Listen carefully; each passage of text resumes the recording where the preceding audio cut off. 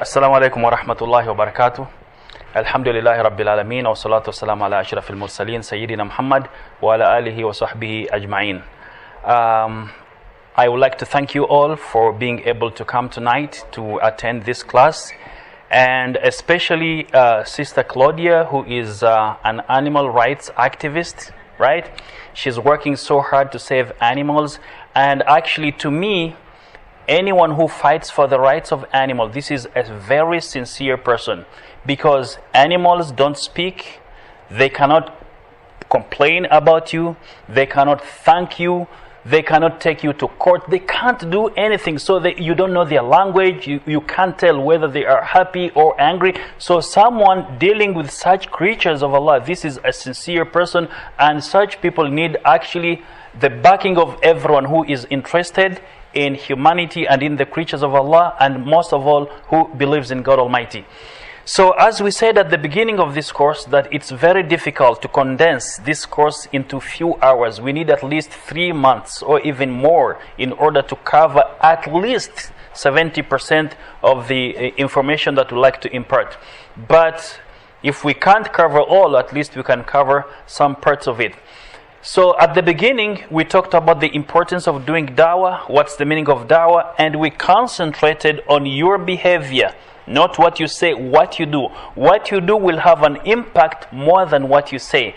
And to make matters worse is when you say something and you do something else. So you will look as a hypocrite. So you have to walk the talk. And then the next one, we talked about the skills and the qualities that someone who wants to do dawah has to have. Now today we're going to talk about some techniques, and actually I would like it to be interactive, because these techniques, if you ponder over them, you can understand and you can realize how to benefit from them in terms of doing dawah. Now before we go into the techniques, we have to know into how many categories are the non-Muslims divided. So we have, when I talk about non-Muslims, everyone who isn't a Muslim, everyone who does not believe in Allah, who believes in some other deities, some other images. So they are divided into different categories. And before doing da'wah to such a person, you have to understand in which category does this person fall. So you have those who know something about Islam, but they hate it. So they know Islam is true, they have enough information about Islam, but for one reason or the other, they hate it. Like Abu Jahl. Abu Jahl, for example, on one occasion, he was walking with his nephew, son of his sister, and they saw Prophet Muhammad, peace be upon him, from a distance. So Abu Jahl tells his nephew, let's change the route, because I don't want to encounter this man, alluding to Prophet Muhammad sallallahu alaihi wasallam. So his nephew asks him, why do you hate him?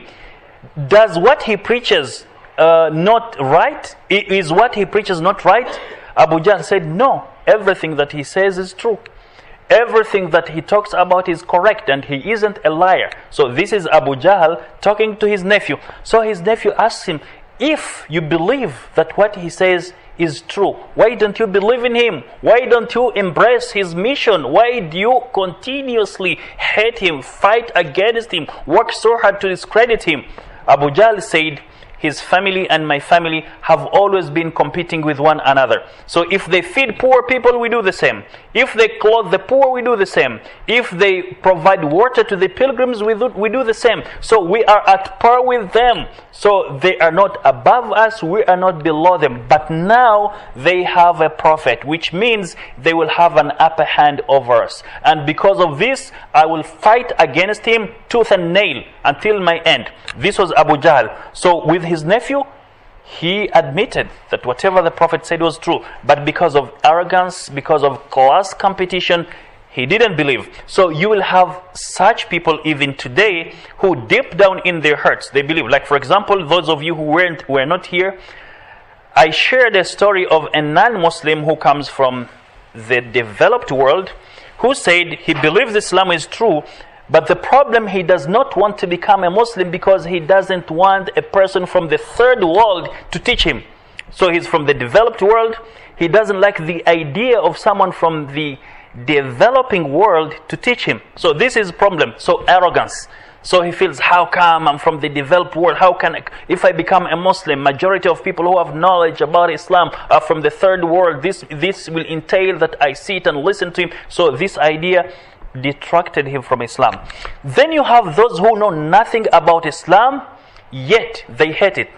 Maybe based on what they see on media, maybe because of how they see some Muslims behave, maybe because of their environment where they are. Maybe they didn't encounter any Muslim who gave them a good picture of Islam. So for so many reasons, they don't have information about Islam, yet they hate Islam. When they hear about the word Islam, they feel it's a monster. They don't know what Islam is, yet deep down in their hearts they hate it. So these people, we have to be careful in dealing with them. First, we have to cultivate friendship with them, and through our actions, they have to see another aspect of Islam. Because if we only concentrate on words, they will help nothing. So with our actions, maybe we can put them in a position whereby they will be willing to listen to us. Now, when they are ready to listen to us, whatever we say, either it will have an effect on them, or it will be a trigger of their curiosity to start thinking about it. Then you have those who don't know anything about Islam and are eager to learn. So we have to concentrate on this. So he isn't a Muslim.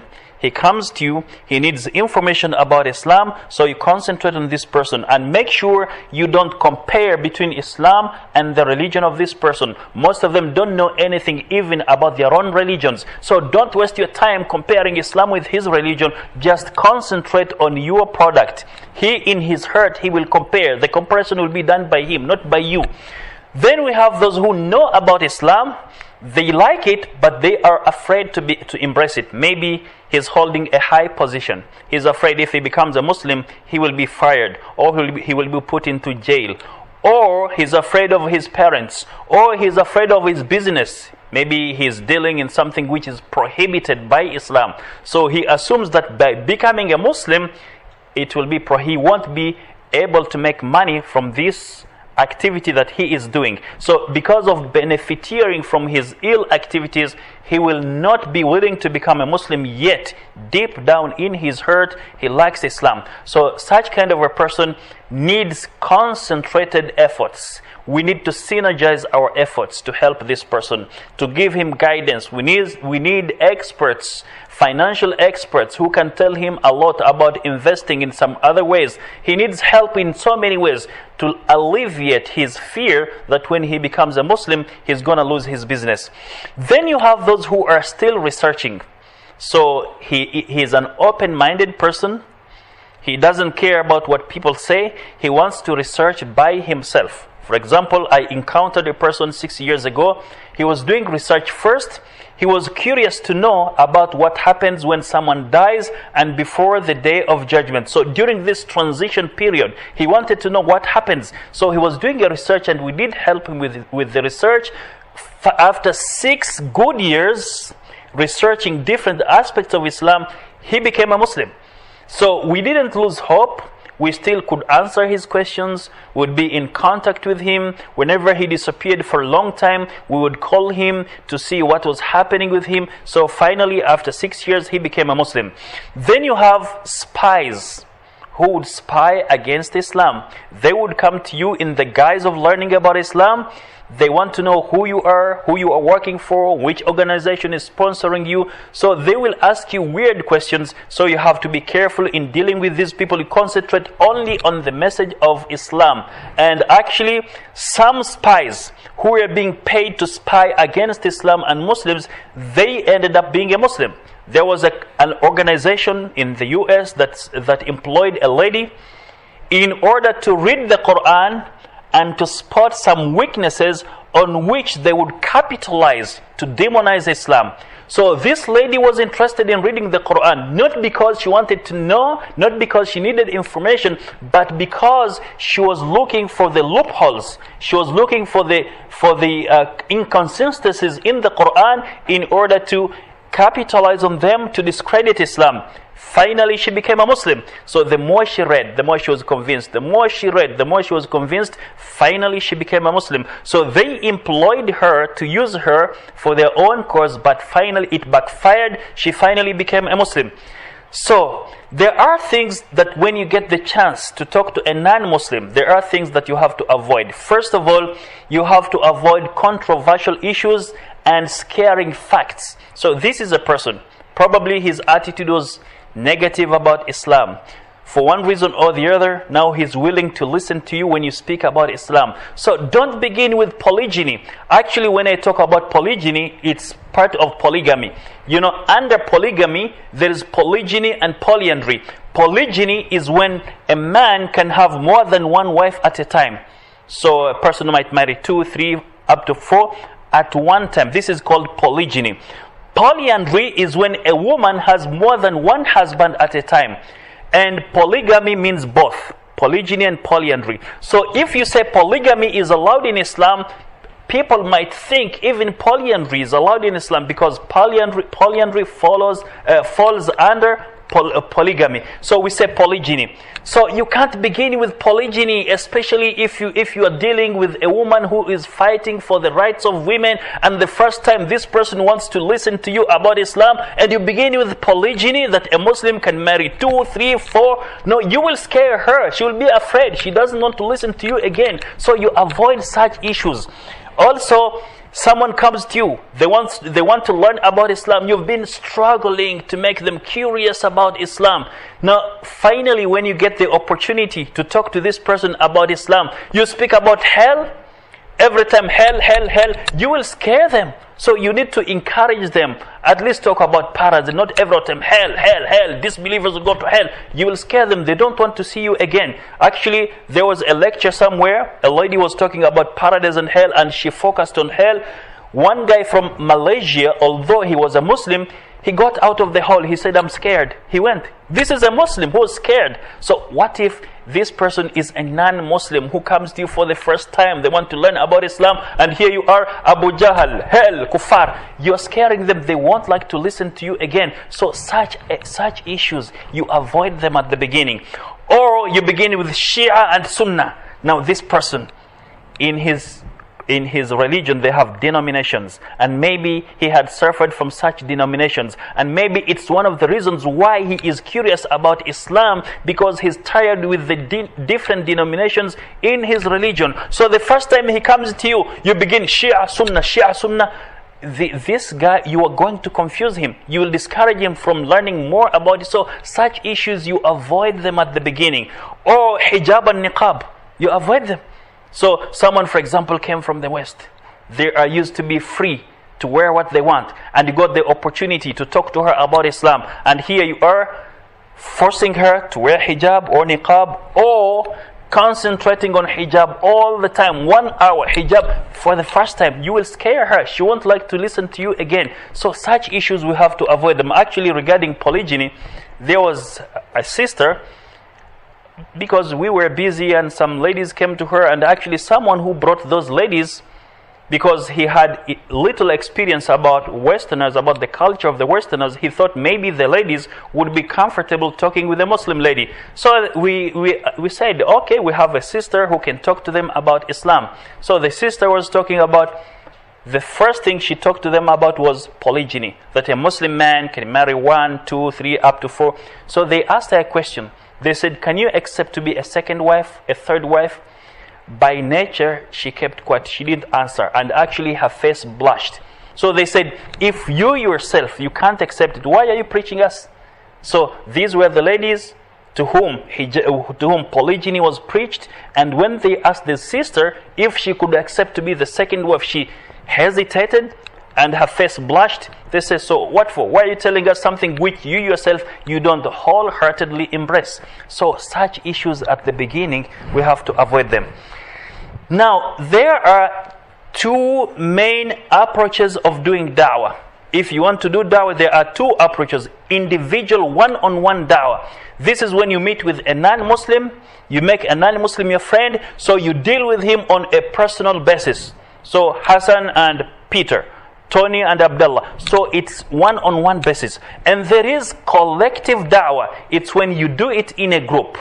And both of them are very important. They complement one another. So individual one-on-one da'wah will complement collective, and collective will help one-on-one da'wah, as we will see. So what are the methods and techniques? Before we go into the methods, these are the 5 basic human needs that you can't survive without. Some of them, if you don't have them, you can die. Some of them, yes, you can still be alive, but they will take a toll on your health. The first one is oxygen.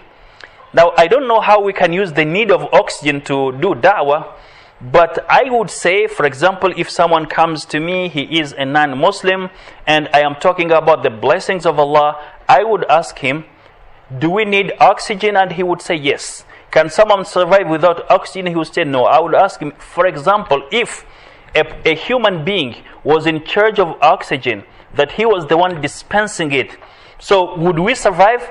He would say no. If he's angry, he can't give it to you. He will deny it some others, give it to some others, and he will charge some money for that. So I would say this is something that we need, we can't survive with. Despite that, we are getting it for free.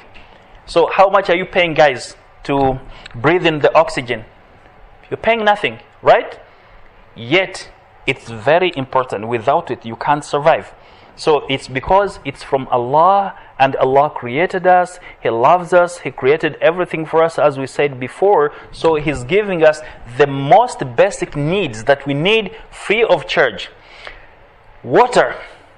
Again, we pay little for water because it's very important in our lives. Now, water, food, shelter, and sleep, we can use this in da'wah.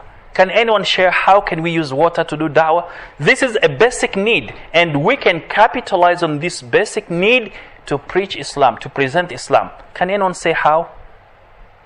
Maybe let me try to give you this example. I was sharing with Tony a story. Actually, it's a fact. There are a lot of Christian European organizations that are active in some parts of Africa and Asia. And I know some of them. So what they do, some of them, they go to street kids who don't have shelter. Those people who don't have houses, who sleep on streets. They either rent for them apartments or build for them houses. And when they take them away from the street to the shelters, they would tell them this is a gift to you from Jesus. So every morning they would pray, Jesus, praise our Lord. He gave you shelter. He loves you, especially if kids are small. So when they grow up, they know that the shelter was provided by Jesus. So it will be difficult for you to convince this child who was provided shelter by a foreigner, by the way, not by his own government, not by his own kith and kin, by someone who came all the way from a long time. And this person would tell them that, you know, because I love you, because of Jesus, I traveled all the way to come and give shelter for you. So who is paying me? They would say no. He would say, I'm doing it for the sake of Jesus, so you have to love Jesus. So why won't they love Jesus? So why can't Muslims start doing this? Go to poor countries, take street kids, men, women who sleep on streets, rent an apartment for them, build a house for them, give them a shelter, and then start preaching them that, you know, I am your brother in faith. I came all the way from a distant country, from Malaysia, from Indonesia. I am here because of Allah, because I am your brother first in humanity, and I am your brother in Islam, and give them classes about love, care, kindness. So why won't they love you? Why won't they adopt your religion? So you are capitalizing on this basic need. And actually when you do that, you're doing it for the sake of Allah. Not because you want them to appreciate you, because you want governments to pay you, or because you want a reward from UN, or you want to be recognized by the UN. You are doing it solely for the sake of Allah. But if recognition comes without you intending for it, there is no problem with that. The Prophet ﷺ says, تِلْكَ عَاجِلُ بُشْرَى الْمُؤْمِنِ. If you do something for the sake of Allah, you are aiming at pleasing Allah only. But besides that, you get rewarded by human beings. Take it. Because you didn't yearn for it. You didn't crave for it. It's just among the blessings that Allah has given you. So you take it. as one of the blessings from Allah subhanahu wa ta'ala. So I have just given you an example on how we can benefit from the basic needs to present Islam to the non-Muslims. So can anyone share? We have food, shelter, sleep. So someone needs to sleep, someone needs food, someone needs water. Does anyone know how many days we can live without water? For how many days can we live without water? Does anyone know? How many days can we live without water? Yes, Tony? I'd say about 3 or 4. 3 or 4 days. Some people say 7. Depends on your stamina. Some people say 2 weeks. And without food, some people say a month. After that, you die.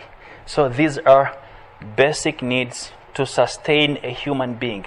And believe me, if you provide water, you provide food to someone who was starving. For example, you go now, there is famine in some parts of Somalia. You go there, you provide water and food to a person over there. And not only that, you take them with you to a good hotel, a good house. You talk to them, you provide clothing for them. They will never forget you in their lives. And if you use this in doing da'wah, actually you are winning their goodwill. So this is an opportunity for you to do da'wah. It will cost some money, but you will get a lot of benefits. A lot of benefits will accrue to you. And in some situations, it doesn't even require a lot of money. So I know some ladies in Africa and Asia whose aim is to cook. They coordinate. Someone says, I will provide breakfast for 20 street kids.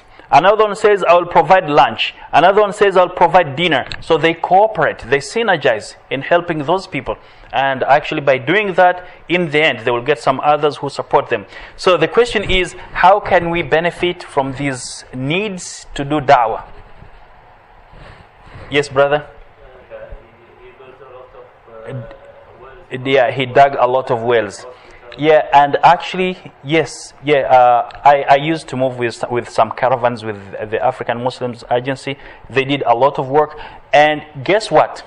After digging wells in some arid areas, in some villages where people didn't have clean water, or they didn't have water at all, the chief of the tribe, the chief by himself, would go to thank Abdurrahman Smith. So isn't this an opportunity, getting a chief of the tribe, an influential person coming to you to thank you? And then if you have skills in doing da'wah, this is a very good opportunity to do da'wah to that person. So you provided water to them, they were about to die, they're suffering from famine, they will not forget you. And when you get the chief of the tribe appreciating you, endorsing your efforts, actually the whole village would become Muslims. But the problem again is follow-up. When they become Muslims, how do you follow up with them? This is another issue. But we're here concentrating on how you can use the basic needs of the people in order to do da'wah to them.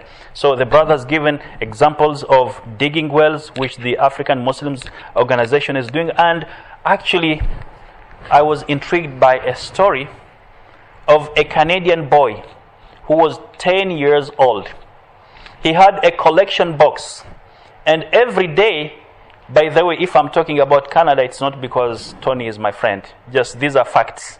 So yeah, I'm just talking about facts. So people might think that, Hassan is always talking about Canada because Tony is his friend, his colleague. No, these are facts. A young boy, 10 years old, he had a collection box. And every day he would throw in it $1. $1. After 1 year, he got around $365. He dug a well in northern Uganda. The problem, he was a Christian. I wish Muslims could do this and do it. A young boy, 10 years old. How many Muslims, 20 years, 30 years, 50, who are wealthy as an individual? Let's not wait for organizations, because organizations might be overwhelmed with a lot of activities. And actually there are some points here. One of the presidents in one of the African countries, when he used to get donations from the people, he wasn't a Muslim. So he would tell the Muslims that you should learn to do things by yourselves. Don't wait for foreigners to come and help you first. If, for example, they build a mosque for you, who gets the rewards, them or you? 2, when they build the mosque, who will be in charge of it? So you have to try being in charge of the things. What I mean is, we can't say organizations will do everything. We have, as individuals, As I said, we have collective da'wah and we have one-on-one da'wah. So big organizations, they will do collective da'wah, and we as individuals, we will do individual da'wah. At the same time, in some situations, we can refer the cases to the organizations that, I went to certain village, because they can't cover everywhere. The world is very big. People in need are so many. So you can't expect one organization to go everywhere to 54 countries, 53. It can't. Even in one country, they can't cover every place. So as individuals, we have to do our work and coordinate with organizations. So another example of providing food, water, shelter, and capitalizing on this in doing da'wah. For example, 3 years ago, we did what we call a food drive. Now, this was da'wah in two ways. First, we involved our non-Muslim friends, and they like to do charitable work. The good thing about Westerners, they like to do charitable work. So we told them during Ramadan, we are going to do a food drive. So they donated, some of them, rice, bread, and a lot of foodstuffs. So, and during distribution, we said, we need some of you to help us. We got a lot of volunteers. So when they are volunteering with us in doing charitable work, this is da'wah by itself. Getting a non-Muslim, distributing foodstuffs to poor people alongside the Muslims. So you are bonding with one another. You're breaking the psychological barriers between you and them. And you have something in common to speak about. So he likes charitable work, and Islam talks a lot about charity. وَأَقِيمُوا الصَّلَاةَ وَآتُوا الزَّكَاةَ. Always after salah, zakah. After salah, zakah. So this is an opportunity for you to start with this person who has been distributing foodstuffs to the poor people with you. And then the poor themselves, those who aren't Muslims, you are actually doing da'wah to them. Even the Muslims, you are doing what's called islah. They will love you more. They will feel that, we have some people out there who care about us. And they will speak positively about you in the presence of the non-Muslims. Because another problem is, if you mistreat a Muslim who is dealing with who is working with the non-Muslims, they will be watching. They would say, isn't he a Muslim like him? If he mistreats his Muslim brother, what about us? So you are sending a negative image about Islam to the non-Muslims who watch you mistreat your fellow Muslim. Number one. Number two, a person who is oppressed, he doesn't care. He will speak, he will curse, he will criticize whether there are Muslims or not Muslims. So you are discouraging the non-Muslims. When a Muslim will complain about Muslims, the non-Muslims will say, you see, Muslims don't care about themselves. So Islam is not a good religion. So by mistreating a Muslim in front of the non-Muslims, actually you are dealing a deadly blow towards da'wah. So we have to be careful. And there are a lot of stories. For example, just one story. I used to have a friend of Jewish origins. Okay, let me say he was my acquaintance, and I just tried to cultivate friendship because I wanted him to do da'wah to him.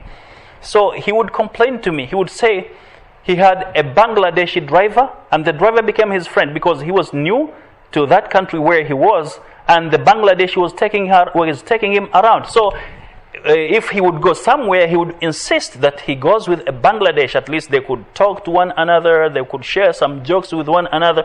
So he observed what he told me, that some Muslims claim there is equality in Islam, brotherhood, they love one another. But guess what, Mr. Hassan, whenever I go to some gatherings, sometimes they don't even answer the salam of the Bangladeshi.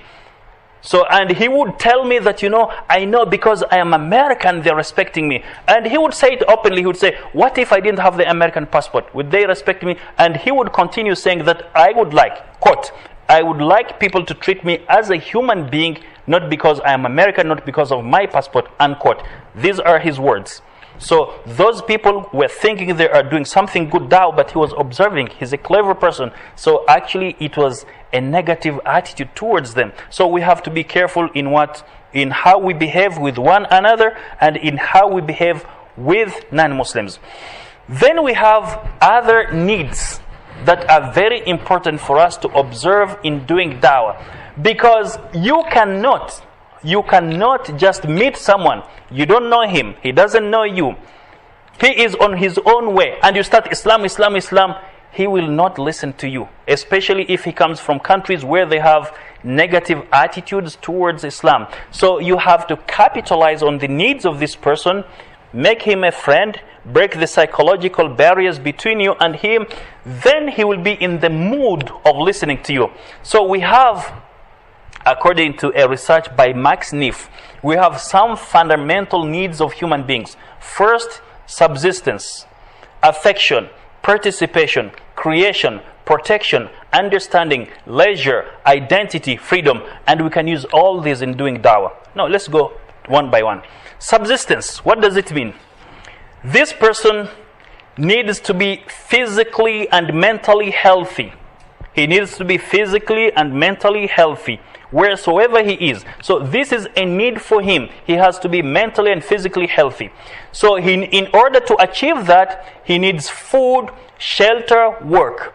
And in order to achieve that in a broader way, he needs also to feed. So after eating, he needs to feed others. He will feel more satisfied. According to research, if you buy something for yourself, you go to a restaurant, you pay in order to eat some food, you will feel happy. But you will feel happier when you feed someone else. You feel happier when you feed someone else. And actually, those who have done extensive research and give motivational talks to people on how to achieve happiness, they always say help others. Bury yourself in doing activities to help others. This will bring you happiness and it will make you forget all about your misery. So this person, first of all, he needs to be healthy physically and mentally. And what will help him in doing that is food, shelter and work. He needs to work.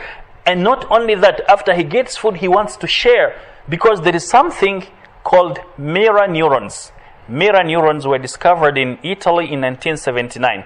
These are hormones in our brains that will light up when you see something bad or you see something good. And actually, they divided a group of monkeys into two groups. So one group was given bananas, the other group was starved. So the group that was starved, when it saw the other group eating bananas, the mirror neurons would fire, would light up, and they would be happy. So when you see someone happy, you feel happy.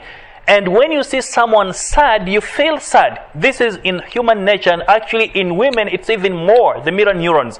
So because of these mirror neurons, you were hungry by yourself, now you have eaten to your fill, you want to feed someone else. It's an urge which will make you happy. And you need the environment in which you will live, you need a social setting, you need friends, you need neighbors, acquaintances, you need a country, and you can't survive without an environment. Now, this need of subsistence in different perspectives, we can capitalize on it in doing dawah. Can anyone share how? And actually all the techniques that we will be talking about, they will be referring back to satisfying these needs. Can anyone tell us how we can use the need of subsistence in doing dawah? Just one example.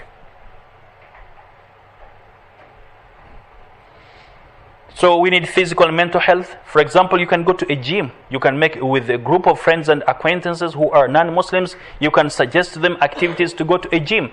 They would like to go there. So while in the gym, you can discuss about how Prophet Muhammad, peace be upon him, used to work out, used to perform physical exercises. So every day you throw something, a verse, hadith, about what they are already doing. For example, there is a time when I was doing a da'wah to a soldier who was well built with a very strong physique. So I told him how the Prophet, peace be upon him, would perform physical exercises and how he wrestled against a man called Rikana. He was happy, he was interested, he wanted to know more. He asked for a book about the life of the Prophet ﷺ. So based on what he wants, I give him information from Islam, confirming what he wants and encouraging him in doing what he wants. So this is a door through which he will start researching more about Islam, and finally he will become a Muslim. And as we said, they need also to feed, they need to rest. So you engage them in humanitarian work. You go with them, invite them.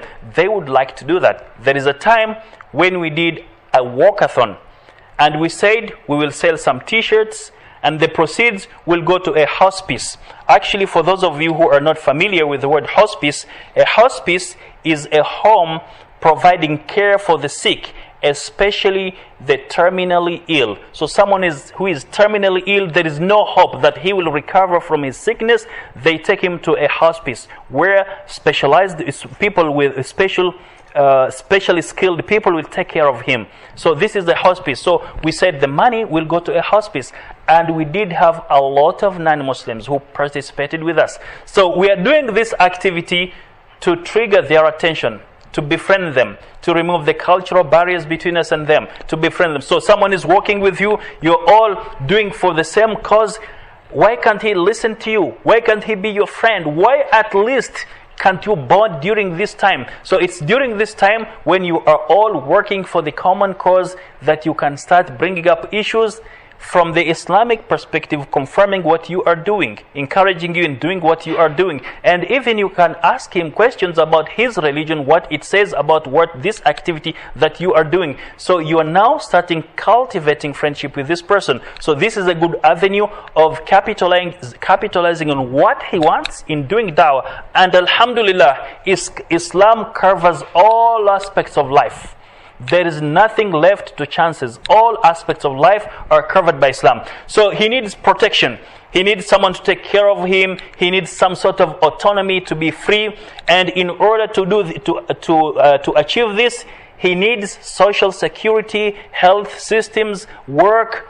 And after getting this, he needs to cooperate, to plan, take care of someone else. Also social environment, a dwelling place. Also we can use this especially social security and health. So we used to have activities visiting patients in hospitals, and actually there is a time when we visited a patient who was suffering from cancer. It was at Maki Juma Hospital. So we introduced ourselves after entering into his room, and actually we had coordinated with the hospital management that we will be doing 1, 2, 3, 4. So they gave us official permission. So we went to visit this person who was suffering from cancer.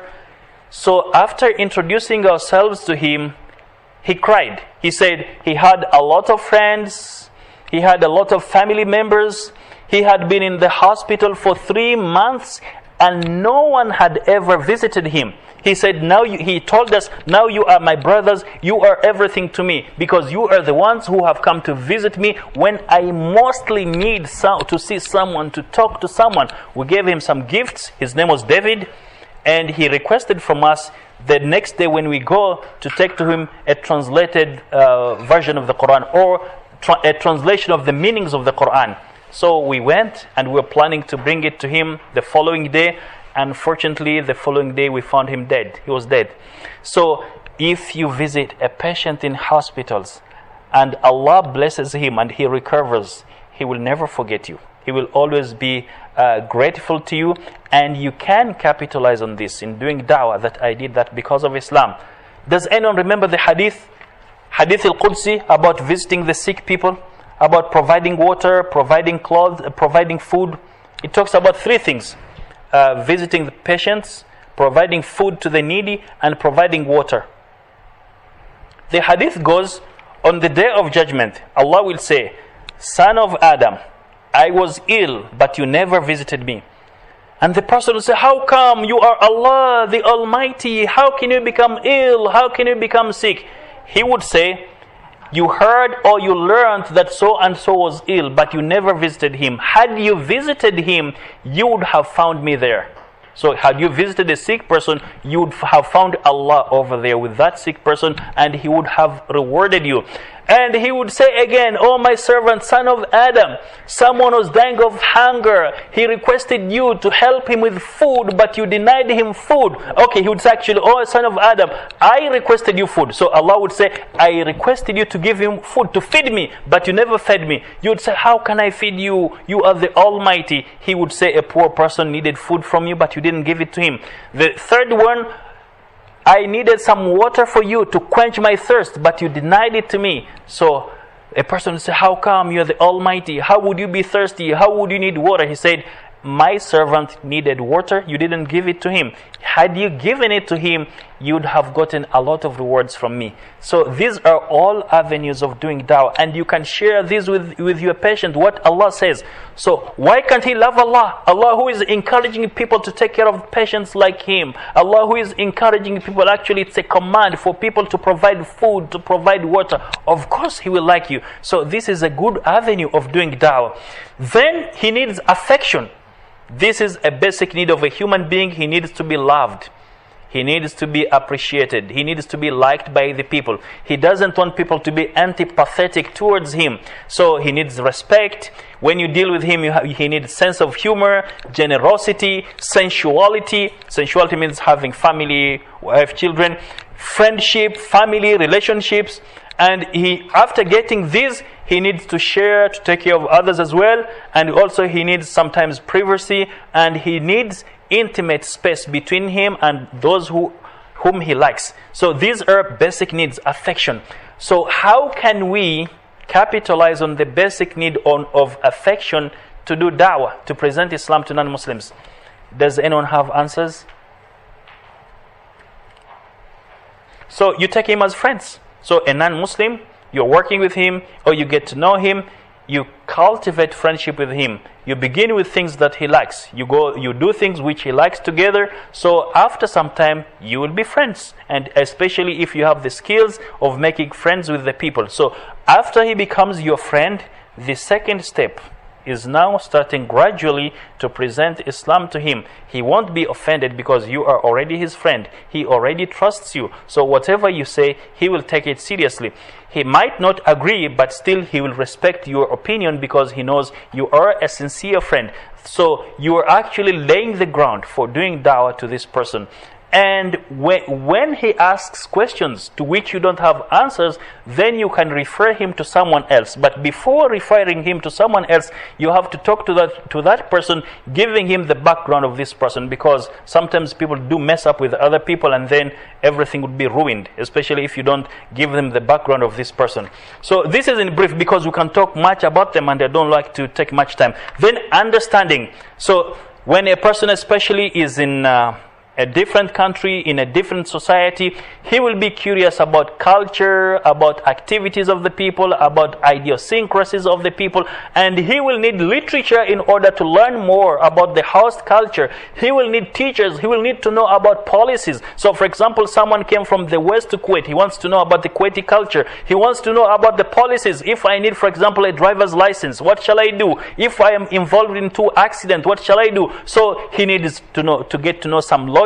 So if he gets a lawyer as a friend, this is a very good opportunity for the lawyer to do da'wah. So he will begin sharing with him about the law of Kuwait, and finally they will enter into Islam. This is why I said before, everyone can do da'wah in his own capacity. Whether you are a doctor, whether you are a lawyer, whether you are a physician, in your position, you can do da'wah because people need you.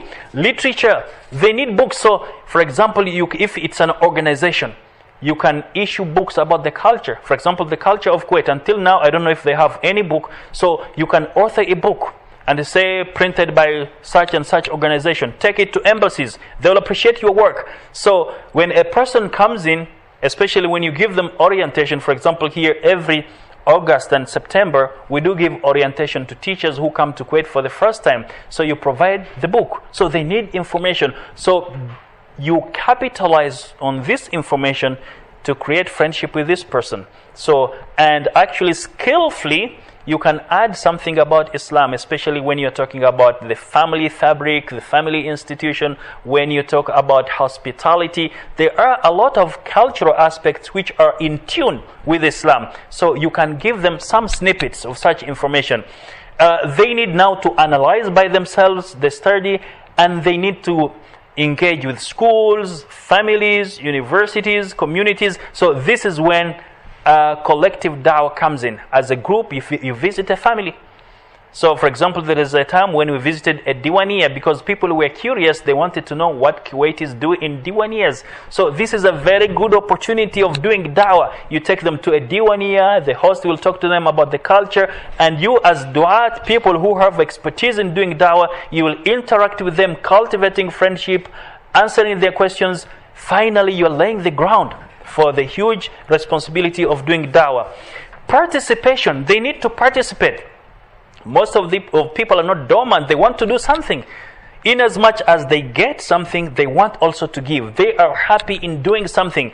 So in this, they need to have some responsibilities, some duties, knowing their rights. They need some people to cooperate with them.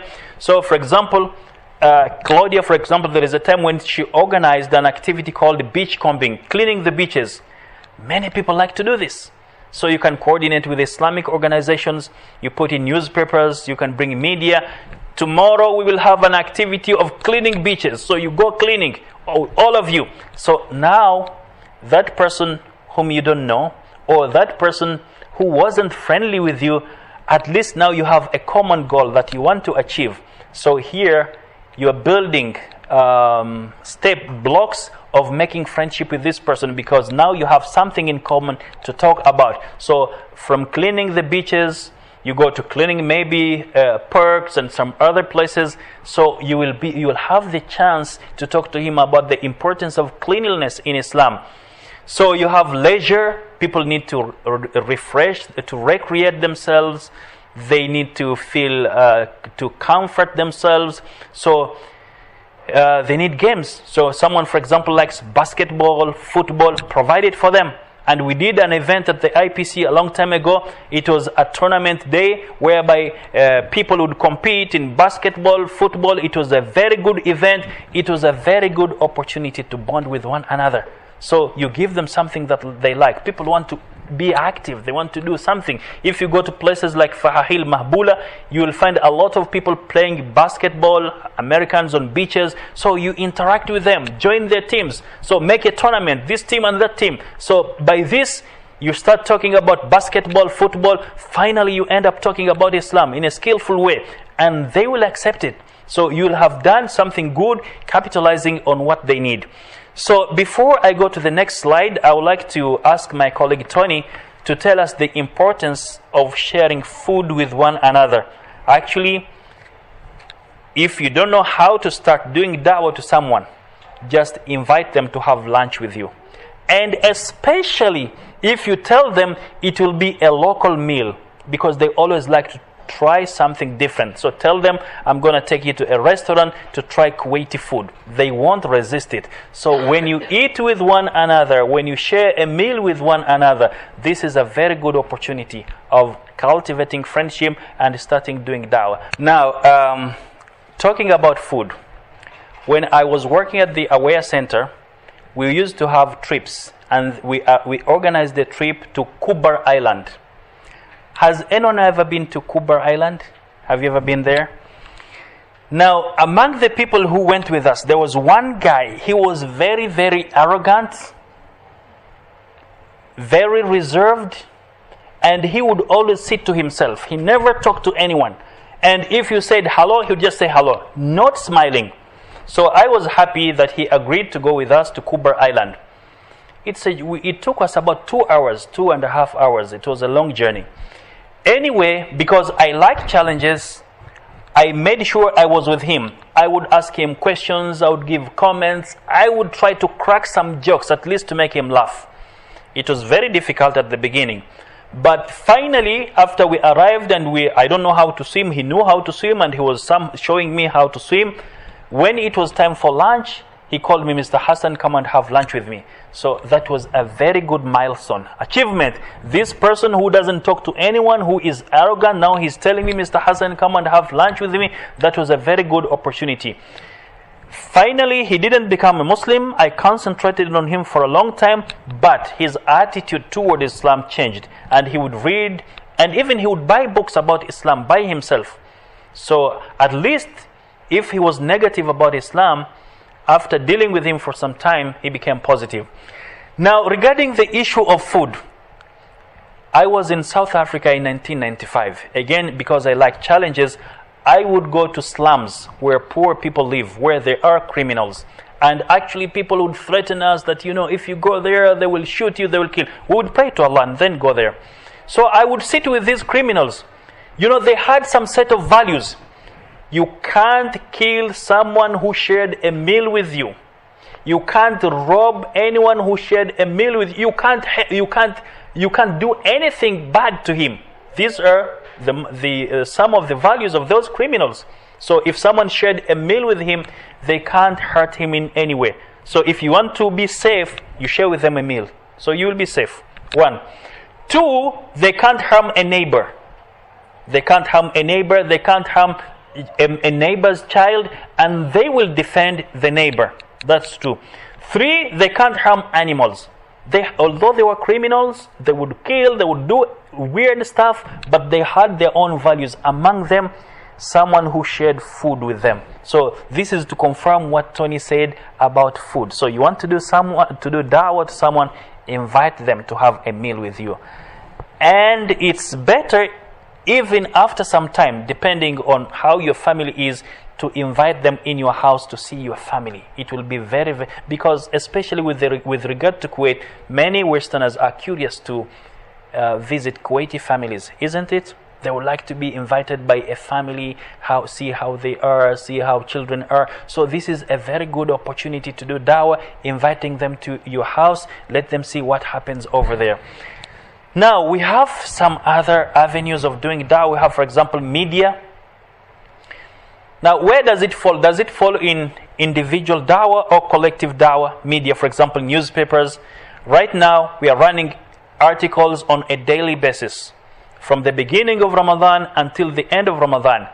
And we are getting a lot of positive responses from non-Muslims as well as Muslims, because the way we write our articles, we are positive, we are covering issues of benefit to all, any human being. For example, we talk about families, we talk about saying good words, being kind to one another, we talk about common values which everyone believes in. So we're getting good response from the people. So we are using the media to do da'wah. So we're just writing articles. Someone will read, something will click with this person. This would be the start of the long journey of discovering Islam. And finally, he might become a Muslim because of something he read in newspapers which you wrote. And you will reap a lot of rewards. So we have local and regional and international newspapers. And you can write articles about Ramadan, birthday of the Prophet, peace be upon him, his immigration to Medina, Eid, Hajj. Especially when you write about Eid and Hajj, it's like you're just giving information to the people. So the people would read what happens during Eid. And we do always have Eid open house here, where everyone is invited. And people do like it. This is another way of doing da'wah. And sometimes we do have quizzes. We ask questions about Eid. So some non-Muslims would answer the questions and would get gifts. So why won't this person be curious to know more? He was a non-Muslim. He answered some questions. He got a gift. So why can't he be motivated to learn more? We have a lot of cases whereby people learned more after answering those questions, and finally they became Muslims. TV, panel discussion, for example. You can talk about issues of importance. You can talk about Ramadan. You can talk about animal rights. For example, Claudia could appear on TV, CNN, BBC, talking about animals. So this is a very good way of doing da'wah. Periodicals, magazines. Now here we're talking about collective da'wah, Islamic organizations, to have a magazine, whether it's issued every 3 months, every 4 months, at least to have something handy which you can give out to the people. If they read, they would get some information which is beneficial to them. So you can talk about we can write about the culture in the magazine. Talk simply about Islam, that you know this is a Muslim country, majority are Muslims. In order to live happily with the Muslims, you have to understand 1, 2, 3, 4, 5, 6. You write it in an objective way. This would be you write because people like to eat, like to cook. So you give them some tips on how to prepare some dishes. You will get a lot of readership. People will be reading a lot. And if, for example, you distributed 120 magazines, at least you will get 6 people, 7 people who will be interested to know more about what you wrote. Now, you know what? We usually complain that the Western media is negative about Islam and Muslims. This is what every Muslim will say, and to some extent is true. But I had the honor to meet with a man called Ibrahim Cooper. He was a new Muslim. He was a CNN anchor. He told me, Mr. Hassan, people have the impression that the Western media is against Islam and Muslims. He gave me just one example. It was during Ramadan. The CNN had dedicated 30 minutes to a Muslim to speak about Ramadan. So they contacted some Islamic centers in the US to appoint someone or to choose someone who would talk on their behalf and who would give some information about Ramadan. The deadline passed without any Islamic center providing one name of a person who would talk on CNN about Islam. So he asked me, is it the problem of CNN or the problem of Muslims? So you tell me. This is according to him. Islamic centers were called to choose someone who was qualified to speak about Islam, to speak about Ramadan for 30 minutes. I'm not an expert in media, but I guess you have to pay a lot of money to be given a space of 30 minutes on CNN. So you are being given it for free to talk about Ramadan. Islamic centers, and they fail, according to him. I don't know what happened, but they failed to choose one person who would talk about Islam. So whose problem is it? Another time again, Hajj season came, the same. They failed, according to him. So even for argument's sake, even if they didn't call a Muslim, don't we have rich people who can pay some money? Just pay CNN, let a Muslim go there because the media is negative about Islam. Let us choose someone who is qualified, let him speak, pay the money. Will the CNN refuse to take the money because he's a Muslim? They won't. So we can use media for the sake of Islam. And actually, because in so many places, the main source of information for the people is media, so it's very effective in so many places. So we can capitalize on that, even if it entails paying money. Let's pay the money. We do have the money, but again, we just relax, sit, sleep, and complain about the media. What are we doing to change the status quo? We have to do something. Yes, Tony? Why don't we just make our own media? Yeah, why don't we just make our own media like CNN? Yeah, just talk positively about Islam, about Muslims, bring issues that are of benefit to Muslims and non-Muslims. So this will be very important. We bring counter media that will contradict what the Western media is saying or the Eastern media. So instead of just complaining, we will complain until the day of judgment, but we have to do something. So instead of complaining, let us devise plans on countering the media. What they say, we say something else. What they do, we do something else to prove that we are not what they think. This will be another opportunity, but this will be on another level. But we keep it in our minds. We don't know what will happen. Maybe someone might become rich and get $1 million, 2 million, 3 million. So if you happen to become rich, so you can start your own channel to present Islam in the positive way. Then we have social media. A sister asked last time about social media. Unfortunately, she isn't here. We have Facebook. Actually, I've been using Facebook. For example, today I uploaded an article on saying good words. And actually, the article covers some parents, when they are angry with their kids, they will curse them. I wish you died. I wish you are not my son. So I got many positive responses from non-Muslims more than Muslims. Just this article, a lot of likes from non-Muslims. So why don't we use social media and doing da'wah in different ways? There is a time when I gave khutbah, it was about how to react after the death of your loved one. So when you lose your father, your brother, your sister, how should be the reaction of a Muslim? And I posted it on Facebook. A lady from South Korea by the name Mary, she gave positive comments. She said she had lost her father, and after listening to this video, it boosted her morale. She isn't a Muslim, South Korea, just from Facebook. I guess you have a lot, some of you have a lot to share about using Facebook in doing da'wah. Is there anyone who has something to share, either using Facebook, WhatsApp, Viber, YouTube, Instagram, social media? Does anyone have any stories to share in terms of doing da'wah?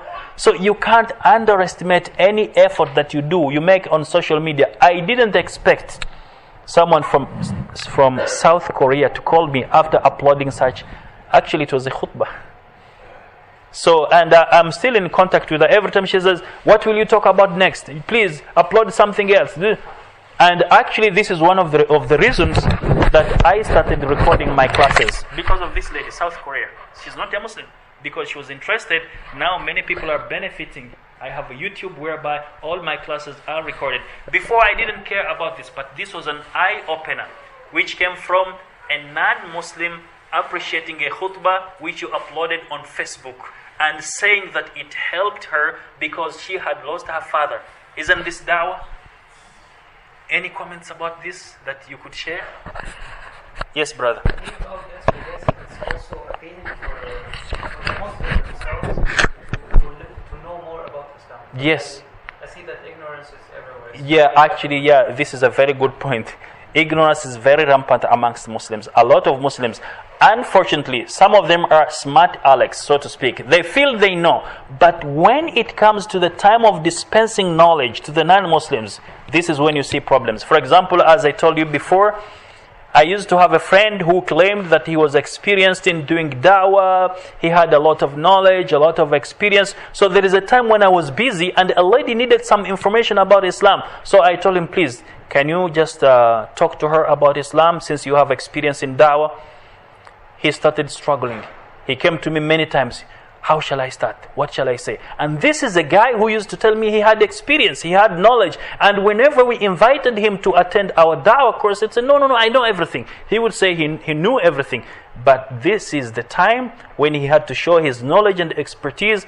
He didn't know what to say. Another one, as I told you before, the lady said, Mr. Hassan, I don't want to see your friend again. For so many reasons. So it's very important, as the brother said. Then WhatsApp. WhatsApp is very important. There is a guy by the name Joshua. This Joshua is a very arrogant person, and if you speak to him, he always uses curse words, negative words. Let me say he is always using abusive words, cursing people, offending people, and he would use some slang which a person like me would be offended even to listen to such words. So there is a time when I sent to him a khutbah that I gave on how to speak good words.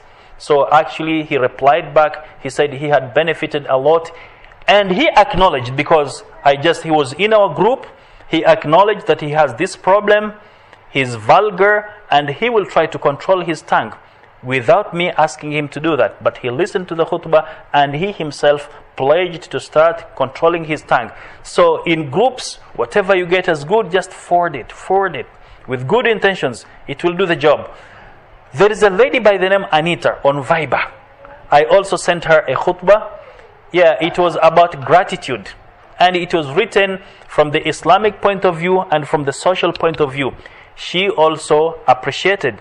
And in most cases, when you upload something, in my case, when I upload something about Islam, I get appreciated by non-Muslims more than the Muslims.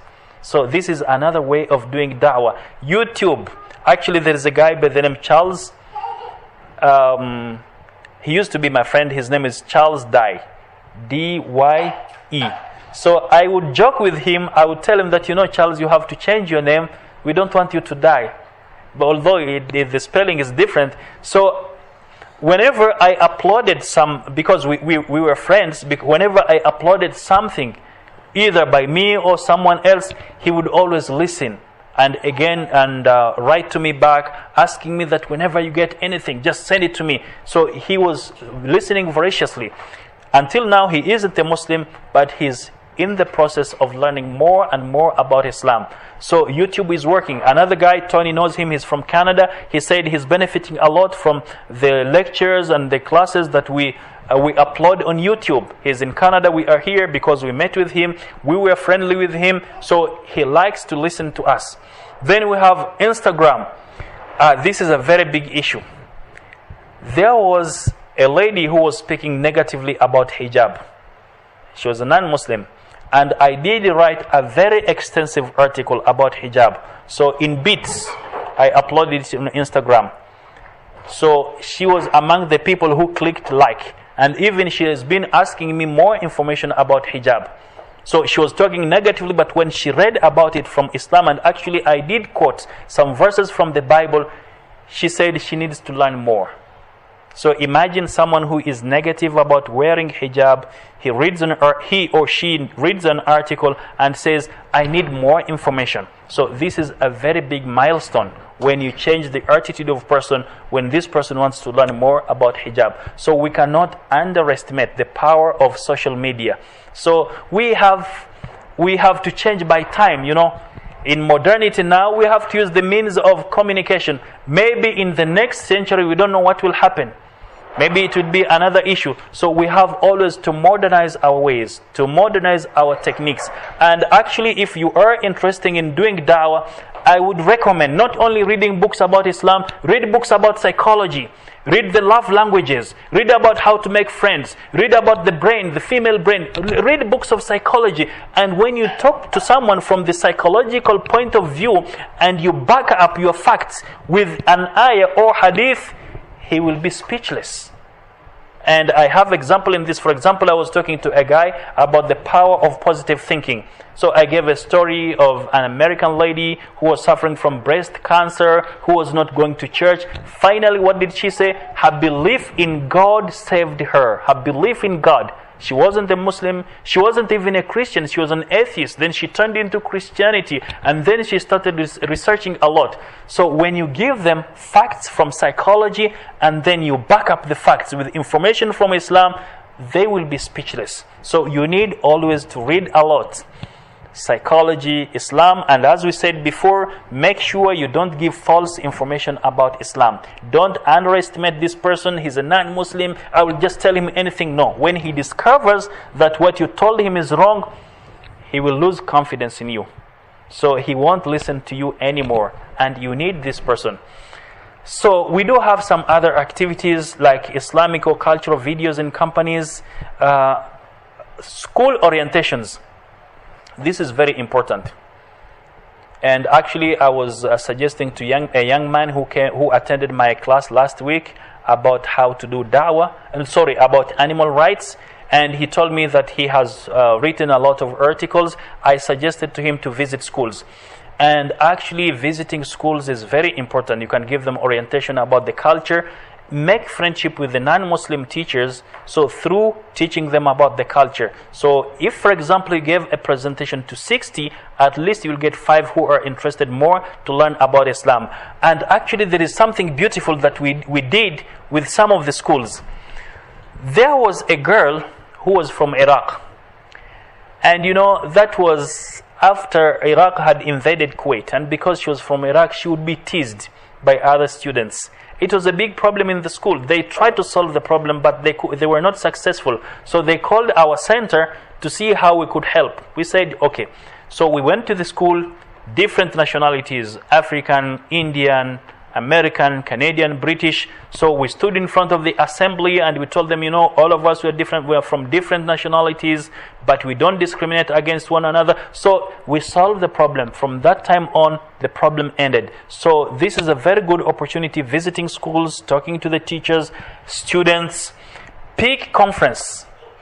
Actually, every year, all private schools, they convene meetings in which all teachers meet together to share expertise.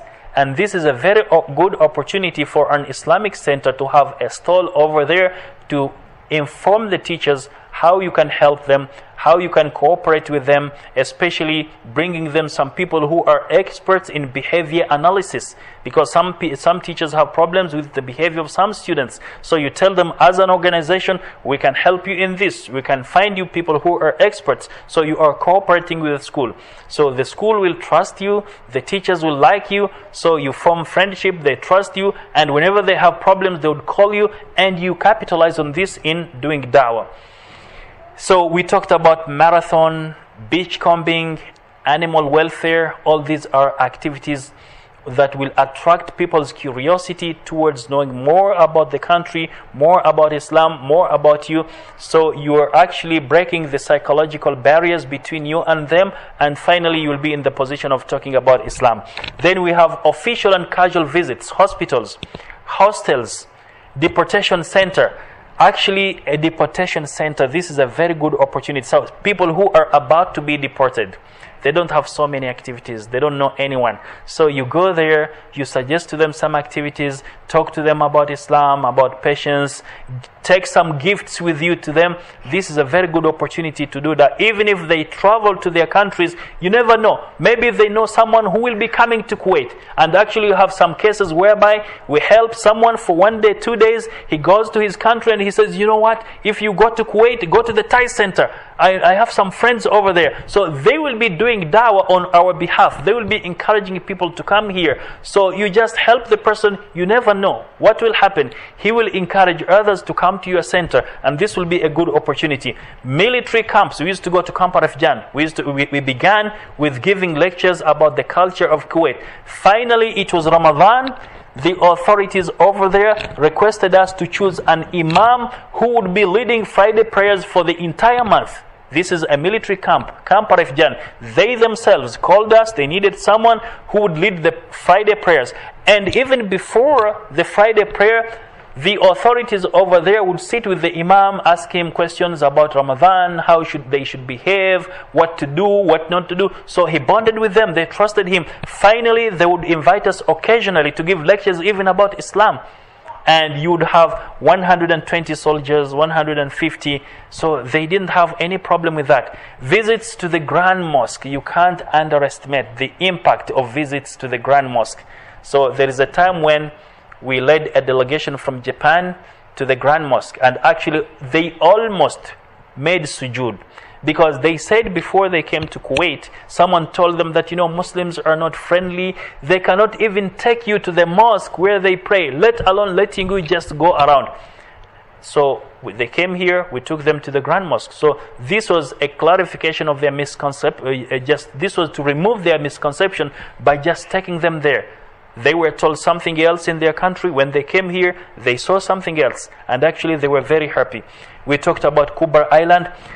Now, we have this book written by Gary Chapman. We can use these techniques also in doing dawah. So it's always good to say words of affirmation to someone.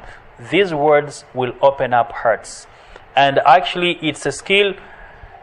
At the beginning, you might be in a dilemma. You don't know what to say, what not to say. But if you get used to it, Allah will guide you. For example, whenever I meet with people, especially from the West, I would just look them into the eye. Sometimes I would say, I can tell that you are an intelligent person.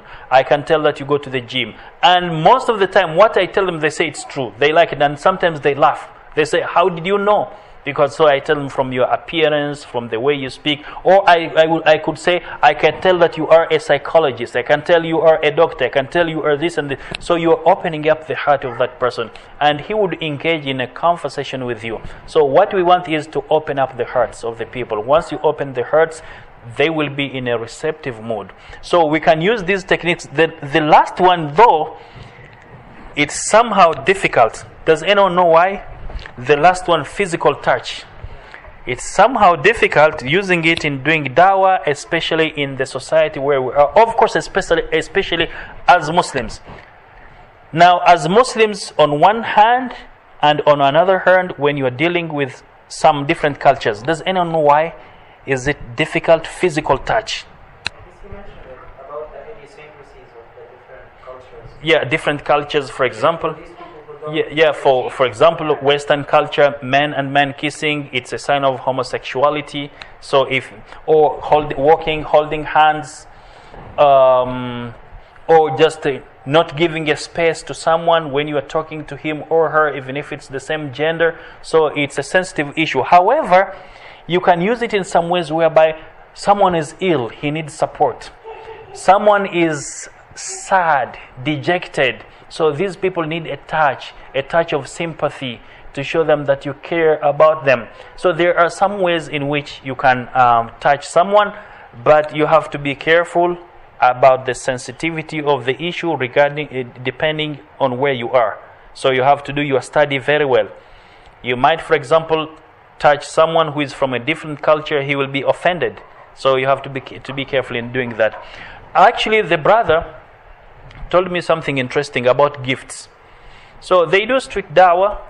They go with candies, with some sweets. When they see a woman carrying a baby, they give something to the baby. it has a tremendous effect, right? Yeah. So the mother would be surprised. And actually, acts of service, when I was in America in 2001, I think I told you before, I would help people carry their luggages. So they became curious. They wanted to tip me. I would say, no, I don't need money. I'm just helping you because you are human beings like me. So they became curious. They would say, you are not from here. So when they said, you are not from here, this was a golden opportunity to introduce myself and then to tell them why I was doing that. I ended up being invited in apartments. My cousin had been there for 3 years. He never knew anyone, and he was always complaining, they have discrimination, they don't like me. I said, no, you have to be positive. So they would invite me and I would go with him. I had been there for just for a few months. So your good intentions, your attitude, and of course prayer to Allah subhanahu wa ta'ala will make things easy for you.